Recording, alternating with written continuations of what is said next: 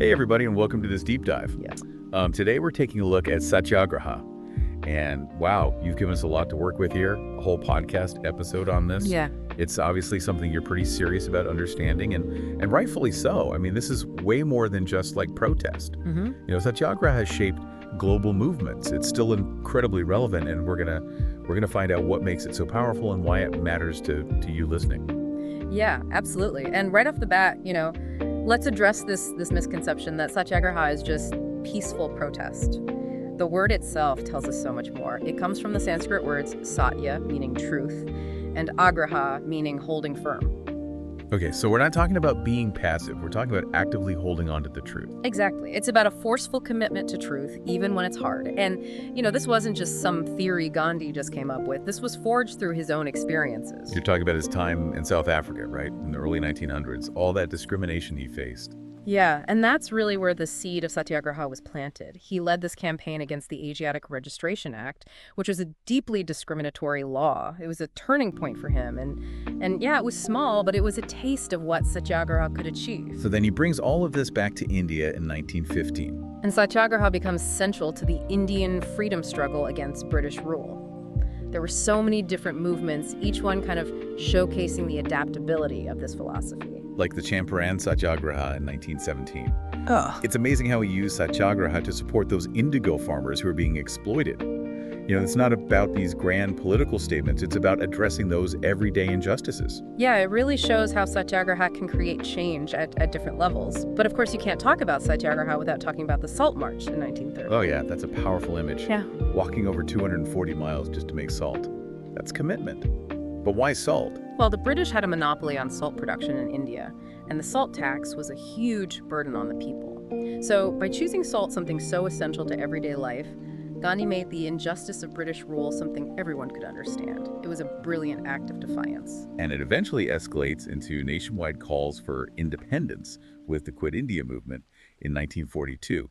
So Satyagraha went from local campaigns to this driving force in a national movement. Right. But let's get back to those core principles, because so many people just think Satyagraha is nonviolence. And you're right, nonviolence or ahimsa is definitely the foundation. But it's not about being passive or weak. It's about having the strength of your convictions. But there are other key principles we need to understand. So our sources outline a few things. Truth, fearlessness, self-sacrifice. This is starting to sound pretty demanding. Well, it is demanding, but that's where the true power lies.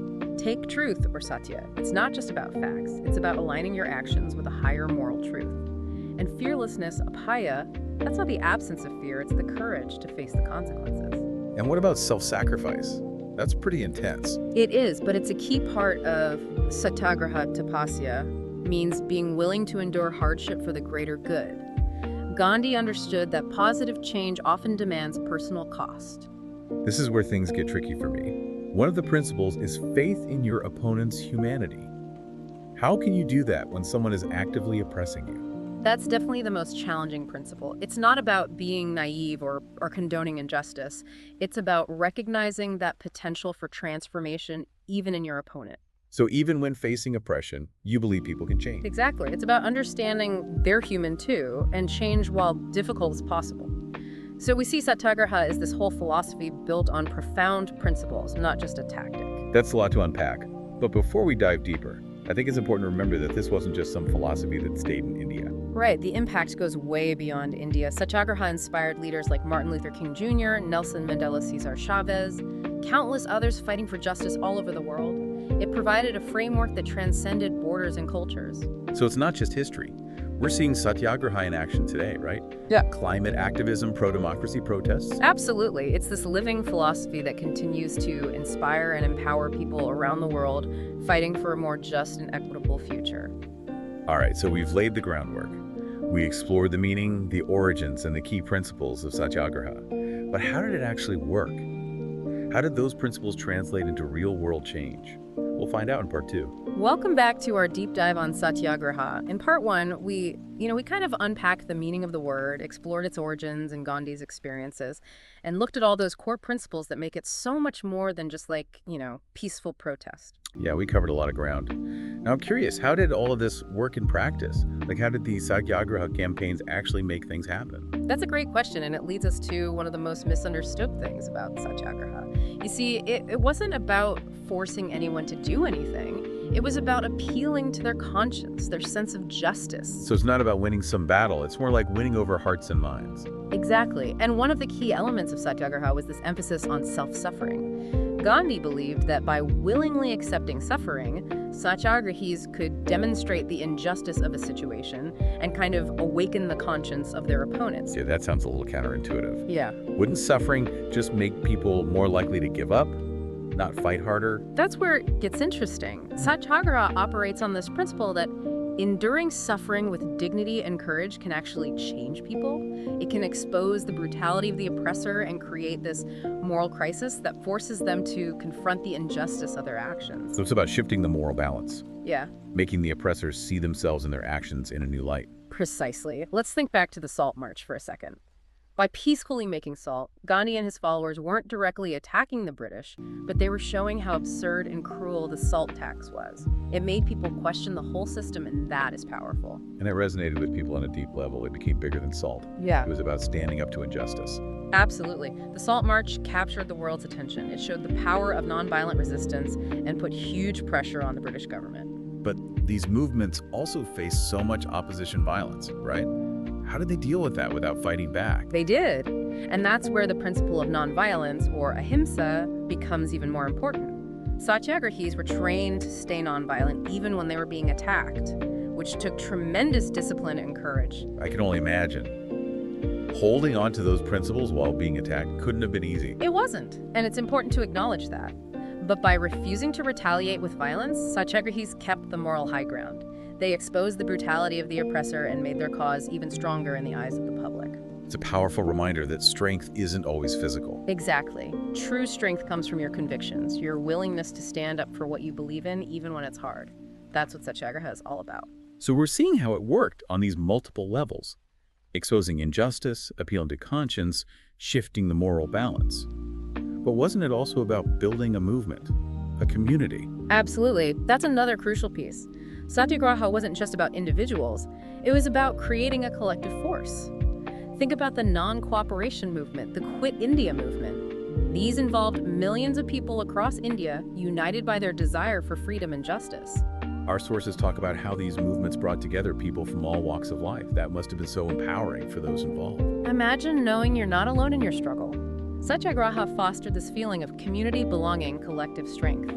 It gave people hope, a sense of purpose, which fueled their determination even further. Amazing how this philosophy could work on such a large scale, mobilizing millions. But I think the most important question is, how relevant is this to us today? How can Satyagraha guide us in the 21st century? That's the big question, and that's what we'll explore in the final part of our deep dive. All right, so welcome back to our deep dive on Satyagraha. We've gone from its origins and Gandhi's experiences to those core principles that make it so powerful, and even how it worked in actual movements. And now we turn our attention to the present. What can Satyagraha teach us today as we face all these challenges and opportunities in the 21st century? Yeah, because it feels like we're living in this time of constant upheaval, division, climate change, social injustice, political polarization. Sometimes feels like these problems are just too big, you know? It's true. We're facing these unprecedented challenges, and it's easy to just feel overwhelmed, give in to despair. But Satyagraha offers this different perspective. It reminds us that there's another way, a way that rejects violence and embraces the power of truth, love, nonviolent resistance. Okay, but how do we actually apply these principles to our lives today? I mean, it's easy to see how it worked in these big movements, but how can the average person, someone who's not leading a revolution, how can they use it? That's the question we all need to grapple with. And the first step is realizing that Satyagraha isn't just about grand gestures or political revolutions. It's about how we live every single day. It's about making choices that align with our values, even in small ways. So it's those everyday acts of courage, right? Like speaking up against injustice, even if it's just in a conversation with your friends or family. Exactly. Yeah. It's about standing up for what's right, even if it means going against the crowd. Choosing compassion over anger, understanding over judgment. And remembering that real strength comes from holding on to your principles, even when it's tough. Right, Satyagraha calls us to cultivate inner strength, compassion, and a deep commitment to justice. It asks us to see the humanity in everyone, even those we disagree with. And that's especially hard in our polarized world where it feels like everyone's always picking sides. It's definitely a challenge. But you made a good point earlier. Satyagraha is about transforming your opponent, not defeating them. That seems to go against that us versus them mentality we see so much today. It does. And that's exactly why Satyagraha is so relevant now. It reminds us that true change doesn't come from demonizing our opponents. It comes from engaging with them, with dialogue understanding. It all goes back to that principle of faith in your opponent's humanity, even when they're against you. Yeah, that's the most challenging, but maybe the most crucial part of Satyagraha. It's about believing that even the hardest heart can be softened by truth and love. It's about faith in human connection, even in the middle of conflict. It's pretty inspiring. But I think some people might hear this and say Satyagraha is too idealistic. It doesn't work in the real world. What would you say to them? Well, it's true. Satyagraha takes patience, perseverance, and a willingness to deal with setbacks. It's not a quick fix, and it doesn't always mean instant results, but history shows us it can be incredibly effective. I mean, we've seen it, right? India's independence movement, the civil rights movement in the U.S., countless other movements all over the world. And we still see its influence today. Black Lives Matter, the fight for climate justice, the struggle for democracy worldwide. These movements may not all call themselves Satyagraha, but they have that same spirit. They show us that nonviolent resistance, that commitment to truth and justice, the belief in working together can create real lasting change. So Satyagraha isn't some relic of the past. It's this living, breathing philosophy that's still powerful and relevant today. Absolutely. And as we face all the complexities of the 21st century, its lessons are more important than ever. This has been an amazing journey exploring Satyagraha with you. As we wrap up this deep dive, I want to leave everyone listening with this thought. What if we all in our own lives embraced even just a few of these principles? What kind of world could we create? That's something to think about. Thanks for joining us.